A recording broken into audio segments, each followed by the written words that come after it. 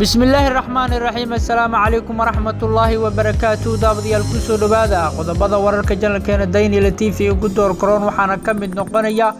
dowladda federaalka Soomaaliya oo hay'adaha samafalka ka dalbaday ka jawaabida fatahaada Sheekh Shaakir oo magacaabay guddiga doorashada Galmudug xubin kamid ah guddiga oo magacaabay Sheekh Shaakir oo iscasilay madaxweynaha Jubbaland oo wareegto ku magacaabay labadiisa ku xigeen shir looga hadlayay arrimaha dastuurka oo ka furmay magaalada Muqdisho howlgal dad lagu qabqabtay oo laga sameeyay magaalada Kismaayo safiirka Mareykanka ee Kenya oo Muqdisho u yimid arinta badda iyo dowladda federaalka Soomaaliya oo qarisay iyo xisbi Liberka ama Liberka oo ku guuleystay doorashada dalka Canada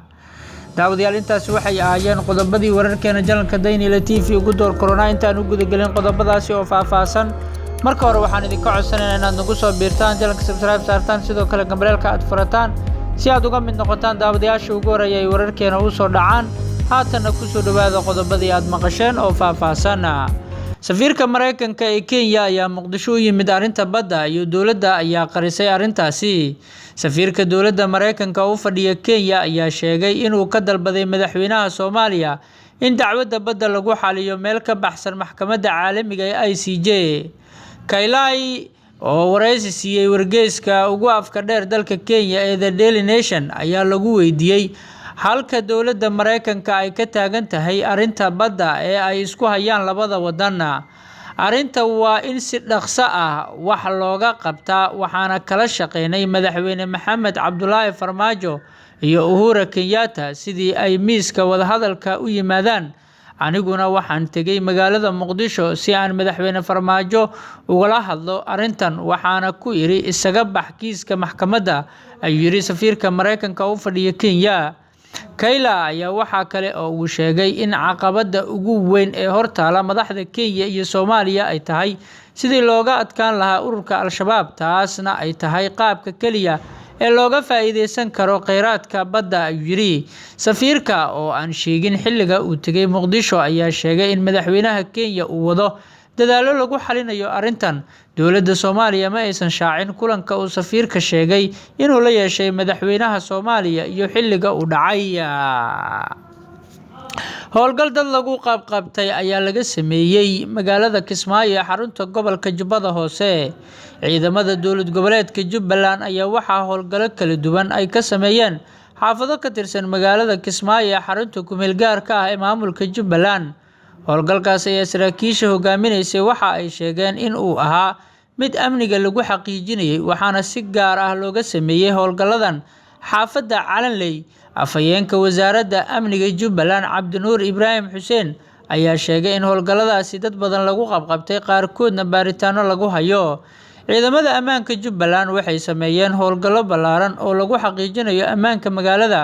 waxaana lagu soo qabqabtay dad badan baaritaanna ayaan ku haynaa dadka qaarkood oo laga shakisan yahay ayuu yiri afayeenka wasaaradda amniga Jubbaland sidoo kale waxa uu hadalkiisa intaasi ku daray in ciidamada Jubbaland ay sii wadi doonaan howlgallada lagu sugayo amniga oo ay ka fulinayaan xaafadaha magaalada Kismaayo howlgalkan ay ciidamada Jubbaland ka sameeyeen xaafadda Calanley ee magaalada Kismaayo ayaa ku soo aadaya xilli haween ka hor xaafadaasi lagu dilay nabadoon Xaaji Saciid Ciise Cabdi oo kamid ahaa ganacsatada maamul goboleedka Jubbaland kaasoo banaanbax xoogan oo arintaasi looga carooday ay sameeyeen dadka reer Puntland gaar ahaan bulshada ku dhaqan magaalada Garowe iyadoona isla dhibaato kale ay ka dhalatay banaanbaxaasi arintaasi looga soo horjeeday oo ah in dadkii banaanbaxayay ay ciidamada Puntland ay ku furaan rasaas halkaasna ay qaar kamid ah banaanbaxyaasha ku dhintaan halka kuwa kalena ay ku dhaawacmaan waxayna dadka ku banaanbaxay Garowe ay dalbanayeen in si degdeg ah loo soo saaro cidda ka dambeysay dilka ganacsadahaasi oo asal ahaan ku hebtirsada dadka reer Puntland shir looga hadlayay arrimaha dastuurka ayaa ka furmay magaalada Muqdisho wasaaradda arrimaha dastuurka ee xukuumadda federaalka Soomaaliya oo kaashanaysa labada guddi ee u xilsaaran dib u eegista dastuurka ayaa magaalada Muqdisho ka furtay shir 2 maalin socon doona oo ku saabsan sidii haweenka Soomaaliyeed looga talagelin lahaa qodobada dastuurka ee dib u eegista lagu sameeyay ugu horeyn waxaa shirka ku soo dhabeeyay dhammaan ka qaybgalayaasha isla markaana sharaxay ujeedooyinka shirka Marwe Zahra Cali Xasan oo ka mid ah la taliyayaasha sare ee wasaaradda arrimaha dastuurka. Sidoo kale waxaa shirka bogaadiyey isla markaana taageero u muujiyey gudoomiyaha kudladda haweenka ee baarlamaanka federaalka Soomaaliya Marwe Jawaahir Axmed Cilmi. Dhanka kale gudoomiyaha guddiga la socodka ee dib u eegista dastuurka ee labada gole Mudane Cabdi Qaybdiid iyo gudoomiyaha guddiga madaxa bannaan ee dib u eegista iyo hirgelinta dastuurka Marwe Muumino Sheekh Cumar ayaa si wadajir ah waxa ay taageero ugu muujiyeen haweenka Soomaaliyeed iyagoona sheegay in xuquuqdooda uu sugayo dastuurka. Wasiirka arrimaha dastuurka ee xukuumadda federaalka Soomaaliya Mudane Saalex Axmed Jaamac oo shirka furay ayaa yiri waxa aan ku faraxsanahay muddo ka yar 40 cisho in aan 3 kulan oo wada tashi ah la yeelanay haweenka. Taas ayaa cadeynaysa in aan dooneyno doorka haweenka ee dhamaystirka dastuurka inuu noqdo mid ballaaran si ay uga qayb qaataan go'aan ka gaarista arrimaha masiiriga ah. Ugu dambeyn shirkan oo ay ka qayb galayaan haween ka kala yimid gobolada Soomaaliya ayaa waxa ay taladooda ku biirin doonaan qodobada dib u eegista lagu sameeyay ee dastuurka Soomaaliya. Madaxweynaha Jubbaland ayaa wareegto ku magacaabay labadiisa ku-xigeen. Madaxweynaha dowlad goboleedka Jubbaland Axmed Maxamed Islaam oo maanta Talaado ah kuna beegan 22 Oktoobar 2019 waxa uu wareegto ku magacaabay labadiisa ku-xigeen. Wareegtada ayaa lagu sheegay in madaxweyne ku-xigeenka koowaad uu noqonayo Maxamuud Sayid Aadan oo xilkaasi horay u hayay halka madaxweyne ku-xigeenka labaad uu noqonayo Cabdiqaadir Xaaji Maxamuud oo isna hayay xilkaasi. Arrintan ayaa waxa ay si ballaaran u iftiiminaysaa maamulkii mideysnaa ee Jubbaland ee Axmed Madoobe uu hogaaminayay in ay si isku mid ah ugu soo laabteen saaxadda siyaasadda ee Jubbaland oo ay awood ahaan maamulayaan muddooyinkii ama 8 sano ee ugu dambeysay. Hase ahaatee madaxweyne Axmed Madoobe oo dowladda iyo beesha caalamkaba aysan aqoonsaneen ayaana la ogeyn madaxweyne ku-xigeenada uu magacaawday sida ay ku shaqeyn doonaan. Sheekh Shaakir madaxa xukuumadda dowlad goboleedka Galmudug ayaa magacaabay guddiga doorashada Galmudug. Madaxa xukuumadda maamulka Galmudug Maxamed Shaakir Cali Xasan ayaa magacaabay guddiga farsamada doorashooyinka iyo xalinta khilaafaadka Galmudug. Qoraal ka soo baxay madaxa xukuumadda Galmudug ayaa lagu magacaabay guddigaasi oo ka kooban 11 xubnood waxaana lagu sheegay in uu ku saleysan yahay heshiiskii ay wada galeen dowladda federaalka iyo maamulka Galmudug.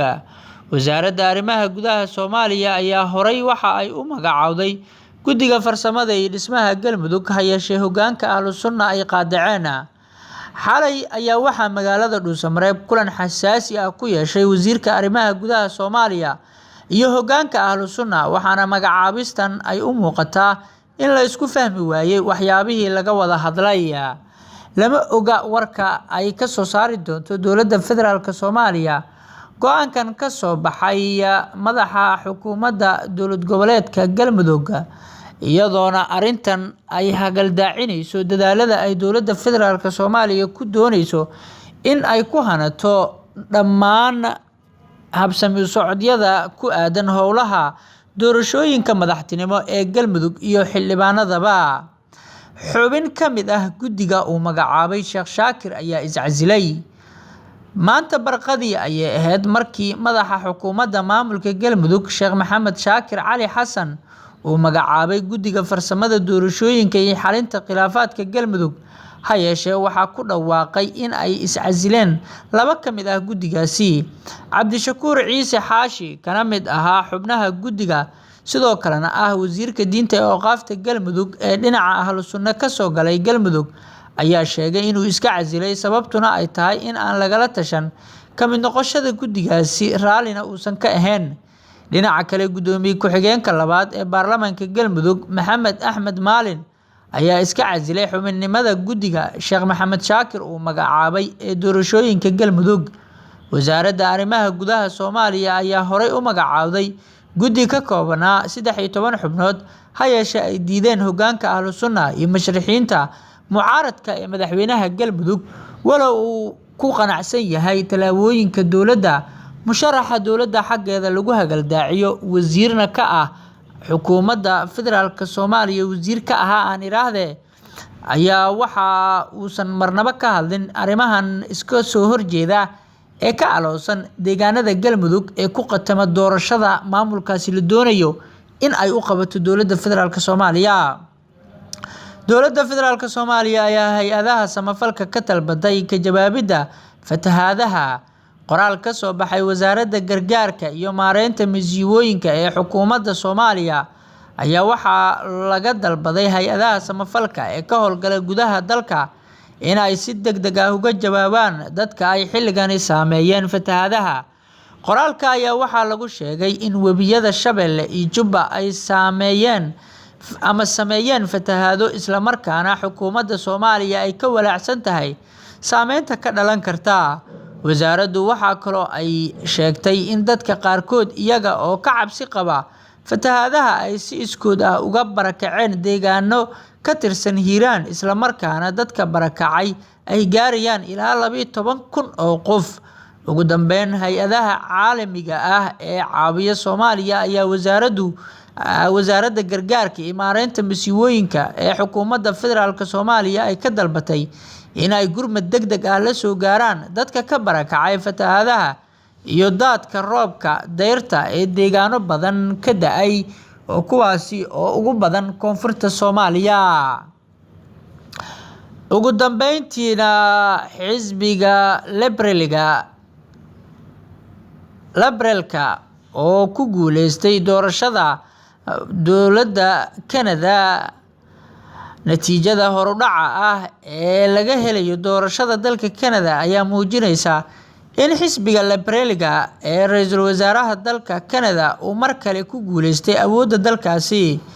inkastoo uu guuleystay Justin ayaa haddana waxaa la sheegayaa in uusan helin kuraastii loo baahnaa ee aqalka baarlamaanka, taas oo ku qasbi doonta in uu kaashado axsaabta kale ee dalkaasi si uu u soo dhiso dowlad isbahaysi ah.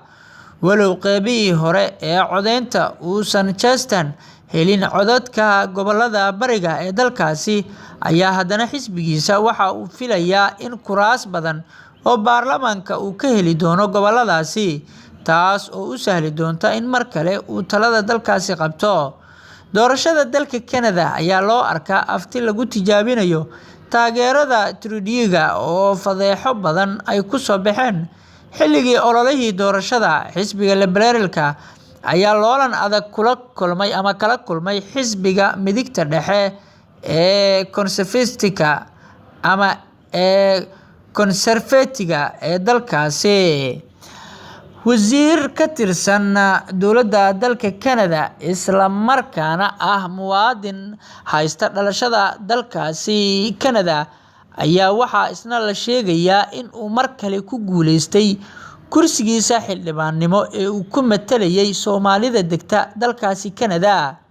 inta badan Soomaalida haysata sharciga dhalashada ee dalkaasi Canada ayaa waxa ay iyaguna la sheegay intooda badan in ay u dareereen doorashada ama goobaha codbixinta ee doorashada dalkaasi, iyadoona inta badan ay doonayaan qaarkood in ay doortaan qof ay ku qanacsan yihiin. hase ahaatee Soomaali kaliya ma aysan dooran ayaa la leeyahay. muwaadinkan asalkiisu Soomaaliga ah balse dalkaasi Canada haysta dhalashadiisa muddo badan ku noolaa, waxaana la leeyahay dadka deegaanada ay Soomaalidu ku badan yihiin kuwa cadaanka ah ee ku soo dhabeeyay iyo kuwa kale ee la degan in ay si isku mid ah ugu codeeyeen. daawadayaal guud ahaan warkeena halkan ayaan ku soo gabagabeynayaa. intaan warka xiga kulmi doono annagoo isku duwan waxaan idinkaga tegaynaa sidaas iyo nabadgelyo. wassalaamu calaykum waraxmatullaahi wabarakaatuh.